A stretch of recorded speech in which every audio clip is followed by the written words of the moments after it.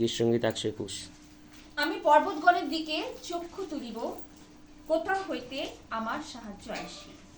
সদাপ্রভু হইতে আমার সাহায্য আসি। তিনি আকাশ ও পৃথিবীর নির্মাণ কর্তা।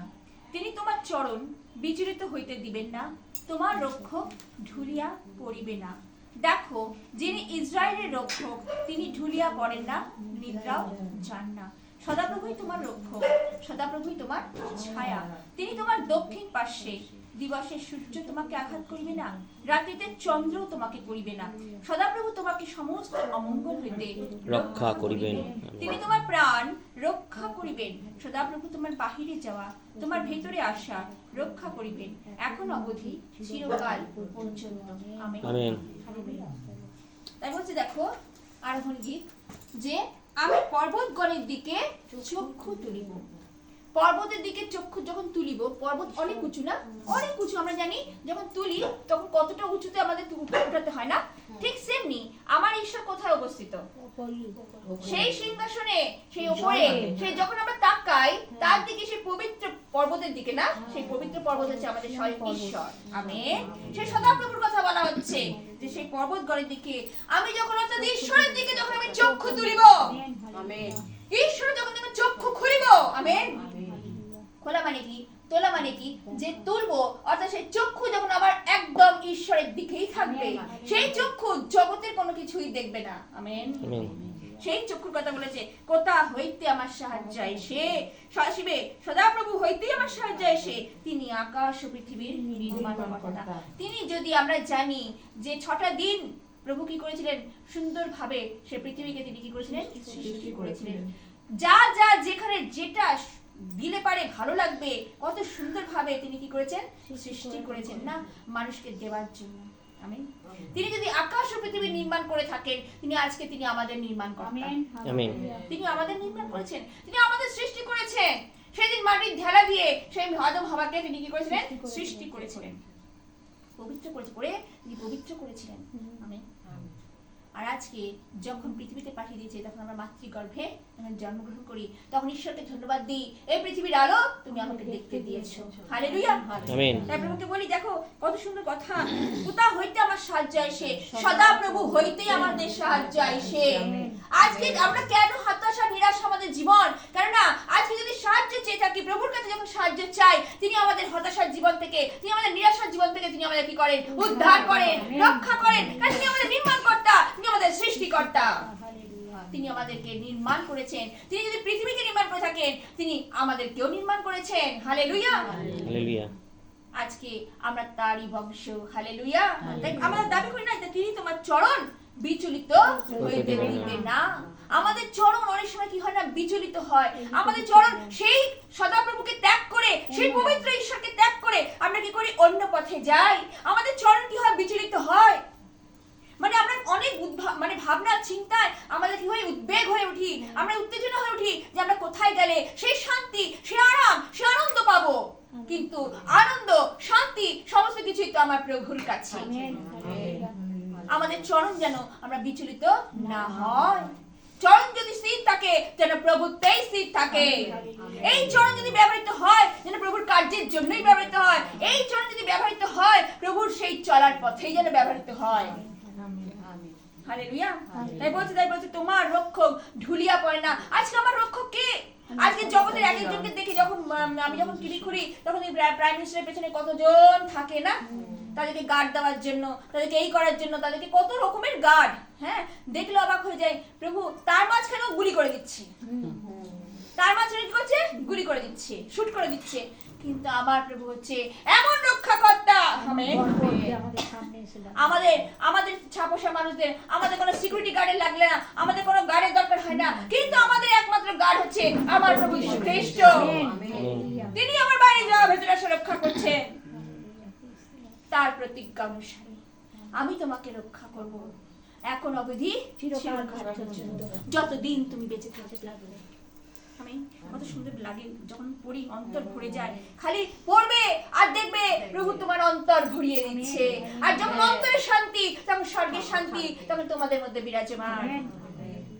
দেখো, যিনি ইসরায়েলের রক্ষক তিনি ঢুলিয়া পড়েন না, নিদ্রাও নিদ্রাও যান যান না। না। সেদিন ইসরায়েল জাতিরা কত চিন্তিত, কত ভাবিত, কিন্তু ইসরায়েল জাতির ঈশ্বর আজকে আমাদের ঈশ্বর। তিনি সেদিন ইসরায়েলের ঈশ্বর ছিলেন, আবার তিনি আজকে আমাদের ঈশ্বর। সেদিন তিনি ঢুলিয়া পড়েছিলেন, না। নিদ্রা গিয়েছিলেন? না, না। তিনি কখন কি ভাবে মসির মধ্য দিয়ে কিভাবে তাদেরকে সেই মিশর দেশ থেকে বার করতে হবে তার চিন্তা ভাবনা ছিল, তাই না? মসিকে তিনি কি করেছিলেন? ব্যবহার করেছিলেন,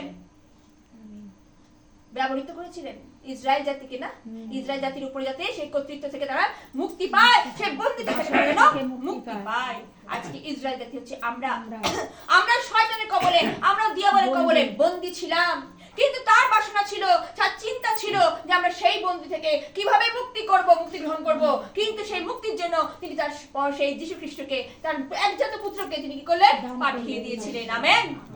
যাতে আমরা মুক্তি পাই। কেন শয়তান কোনো মতে আমাদেরকে ছাড়ছিল না, বিনাশ করে দিত, অনন্ত নরক আমাদের জন্য অপেক্ষা করছিল, কিন্তু অনন্ত নরক থেকে তিনি কি করলেন? আমাদেরকে উদ্ধার করলেন তার সেই একজাত পুত্রের মাধ্যমে। আমেন। তিনি আসলেন পৃথিবীতে, তিনি তাই বলছিলেন না, সেদিনকার আমি পড়ছিলাম ইব্রাহিম পুস্তকে, দেহ রচনা করলেন। আজকে তিনি দেহ যদি রচনা না করতেন, আমেন, তাহলে এই ক্রুশ কাষ্ঠের উপরে তিনি যে বলি হলেন, আমেন, বলি হলেন, তার জগতের এই আয়ু হচ্ছিল তার 30 বছর, কিন্তু তিনি চিরস্থায়ী, তিনি চিরসমাসীন, তার কোনো শেষ নেই।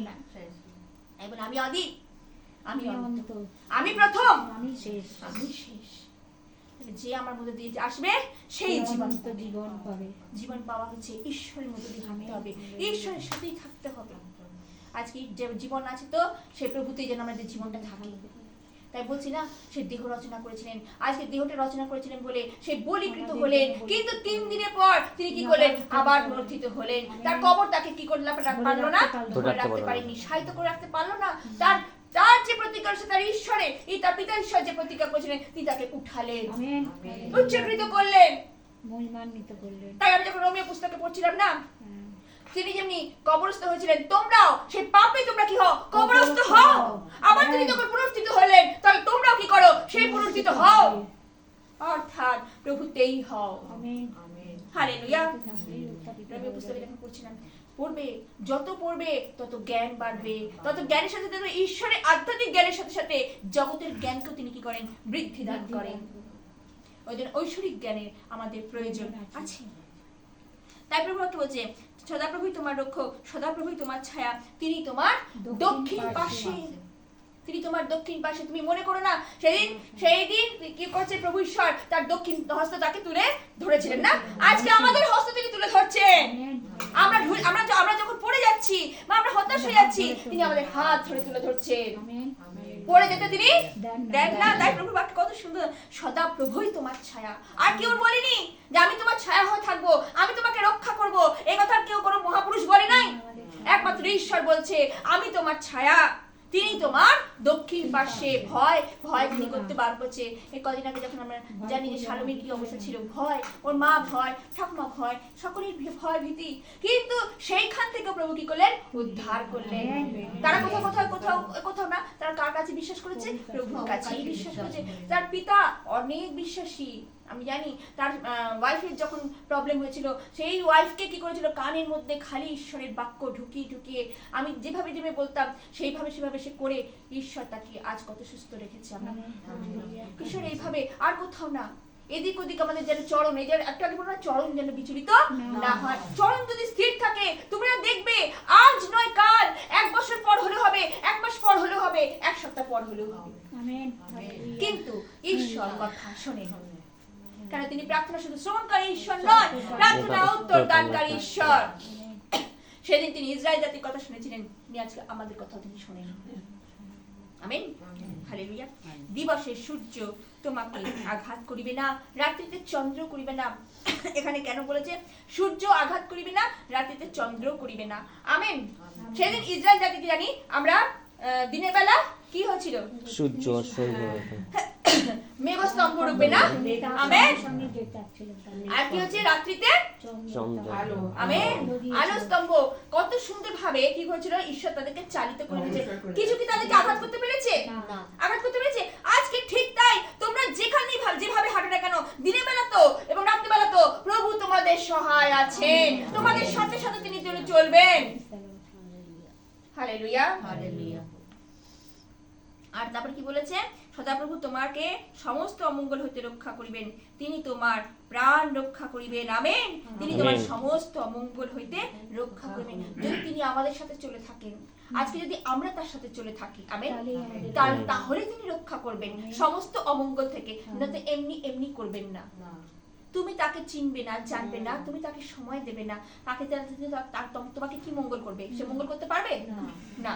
মঙ্গলের হস্ত তো একমাত্র ঈশ্বরের কাছেই আছে। কেন? মঙ্গলকারী ঈশ্বর তিনি। আমেন। আমরা জানি মঙ্গলকারী ঈশ্বর তিনি মঙ্গল সাধন করেন, তাই অমঙ্গল তার মধ্যে নাই। আমেন। অমঙ্গল হচ্ছে শয়তানের কার্য। শয়তান অমঙ্গল করে থাকে, কিন্তু আমার প্রভু মঙ্গল করে থাকেন। হালেলুয়া। মঙ্গলের ঈশ্বর আজ সে বাড়িতে খুশি। জানি আরো তার অনেক সমস্যা আছে। সমস্যা সে বলছেন না, দড়ি গিট তিনি খুলেন। যখন আমরা প্রভুর কাছে আসি, তার শরণাপন্ন হয়, তার গিট তিনি খুলতে থাকেন। গীত সঙ্গীতাই পড়ছিলাম, তুমি আসুনি। গিট তিনি খুলতে থাকেন।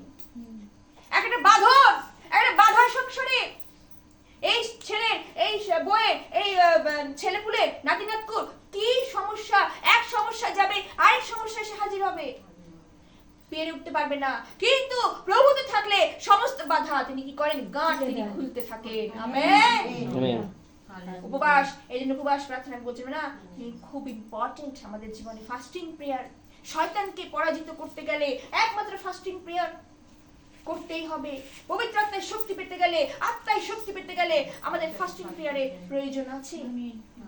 তাই প্রভু বাক্যে বলছে, দিবসের সূর্য তোমাকে আঘাত করে, রাত্রিতে চন্দ্র করিবে না। সদাপ্রভু তোমাকে সমস্ত অমঙ্গল হইতে রক্ষা করেন, তিনি তোমার প্রাণকে তিনি রক্ষা করেন। তার প্রতিজ্ঞা অনুসারে আমি তোমার প্রাণকে রক্ষা করব। কেউ বলে আমি তোমার প্রাণকে রক্ষা করব? কে বলেছে আমি আমার প্রাণকে রক্ষা করবে? একমাত্র আমরা যখনই বিশ্বাসী জেনে গেছে, যখন কোনো কাজে যাচ্ছে, সে কি করছে? ঈশ্বরকেই সাধনা করছে, ঈশ্বরকেই ডাকছে। আর প্রভু কি করছে? তার প্রাণকে রক্ষা করছে। বড় বড় পরীক্ষা দিচ্ছে, আমেন, কিন্তু সাকসেসফুল হচ্ছে।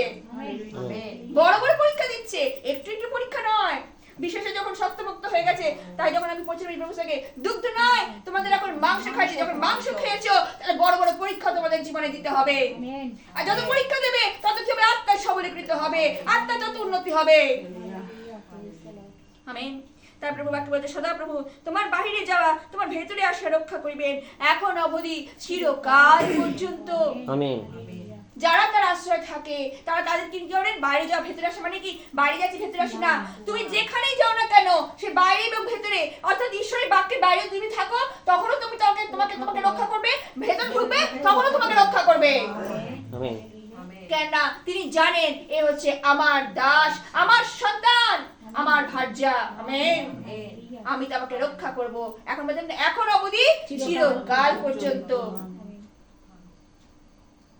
আমি মনে করছি প্রার্থনা থেকে বার হলে একটু শয়তান, আমার প্রভু যখন থাকে তাহলে আমার কোনো ভয়ের কারণ নেই। আমি বাইরে যাই বা ভেতরে আসি, প্রভু আমাকে চড়ানি দিয়েছেন। সেদিন পড়ছিল না দাস, যে উত্তম পালক কে? উত্তম পালক আমার প্রভু যীশু খ্রিস্ট, তিনি আমাদেরকে চড়ানি দিয়েছেন। আজকে আমাদের ভয় নাই। চড়ানি হচ্ছে সেই ঈশ্বরের বাক্য, বাক্যের মধ্যে যখন ঢুকি তিনি আমাদেরকে রক্ষা করেন। বাক্যের বাইরে যখন যাচ্ছি তখনও তিনি আমাদের রক্ষা করছেন। তাই তো তারপর বলছে এখন অবধি চিরকাল পর্যন্ত। শুধু এখন করবে, তুমি বাক্যের মধ্যে আছো বলে সবকে যাচ্ছে তোমাকে করবে ছেড়ে দেবে তা না, কিন্তু তোমাকে বলেছে আমি সারা জীবনের জন্য। আমেন। তিনি তাই বলছে না, দত্তপুত্র হবার তিনি আমাদেরকে অধিকার দিয়েছেন, দায় অধিকার তিনি দিয়েছেন, দায়াত তিনি বলেছেন। কেন বলছেন? কেন? তিনি আমাদের সন্তান হইবার অধিকার আমাদের দিয়েছেন, তাই তিনি আমাদেরকে রক্ষা করেন এখন অবধি চিরকাল পর্যন্ত। ইম্পর্টেন্ট বাক্য এই বাক্য। তোমরা দেখবে যত পড়বে তত ঈশ্বর জ্ঞান, মানে না ঈশ্বর জ্ঞান, ঈশ্বর যত পড়বে তত তোমার ঈশ্বরিক জ্ঞানের সাথে সাথে জগতের যা কিছু তোমার দরকার তিনি চুকিয়ে দেবেন। একটার পর একটা বাঁধন কোথা থেকে খুলে গেছে তুমি তখন জানবেই না। বাঁধন খুলতে বাধ্য। শয়তান কতদিন বাঁধন? কেন? শয়তানের শক্তিকে তোমরা মনে রাখবে, শয়তানের এত পাওয়ার কেন? শয়তানের সেই শক্তিকে তিনি কিন্তু কাড়েননি। লুসিফারের শয়তান, সেই শয়তান ছিল, সেই শক্তিকে তিনি কিন্তু কাড়েননি। সেই দূতদের যখন ফেলে দিয়েছিলেন, নিক্ষেপ করেছিলেন, তাদের কিন্তু সেই শয়তানের শক্তি তিনি কিন্তু কাড়েননি। সেই শয়তানের শক্তি রয়েছে, রীতিমতো রয়েছে, তোমাদের পিড়ে পেড়ে ফেলার চেষ্টা করবে, কিন্তু আমার প্রভু তার থেকে মহান। Amen amen. Hallelujah amen. তিনি যে সর্বশক্তিমান, হালেলুয়া তাই হচ্ছে সর্বশক্তিমান। তাই তিনি সর্বশক্তিমানের কাছে যখন আমরা চাই তখন আমরা পাই। Amen hallelujah, praise the lord. Praise the বলো, Lord. প্রভু বাড়ি। আমেন।